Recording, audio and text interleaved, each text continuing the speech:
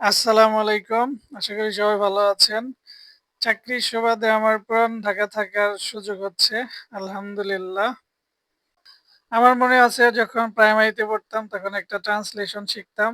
ঢাকা বুড়িগঙ্গা নদীর তীরে অবস্থিত। Dhaka is situated on the bank of the Buriganga river. আ মূলত এটা পুরান ঢাকাটা হচ্ছে বুড়িগঙ্গা নদীর তীরে অবস্থিত। নোংরা দুর্গন্ধময় এই সেই ঐতিহ্যবাহী বুড়িগঙ্গা নদী, যেটা মূলত অপরিকল্পিত নগরায়নের ফল। শহরের সকল প্রকার বর্জ্য পদার্থ কোনো প্রকার ফিল্ট্রেশন ছাড়াই এই নদীতে ফেলা হয়। যার ফলে এই নদীর পানিগুলো নষ্ট হয়ে যায় এবং দুর্গন্ধে আশেপাশে দিয়ে চলাচল করা যায় না।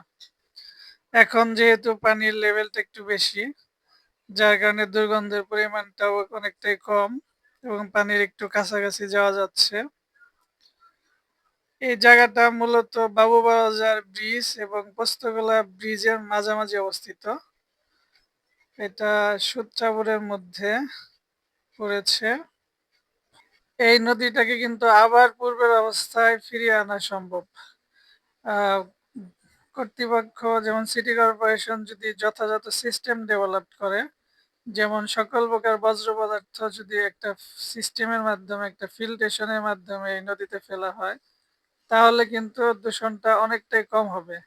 পাশাপাশি এর চারিদিকে যদি আরো সৌন্দর্য বর্ধন করা যায়, তাহলে এই ব্যস্ত নগরীর মানুষগুলো কিন্তু এই নদীর চারপাশে একটা অবকাশ যাপনের কেন্দ্র হিসেবে ব্যবহার করতে পারে। পরিবর্তন আসবে ইনশাল্লাহ।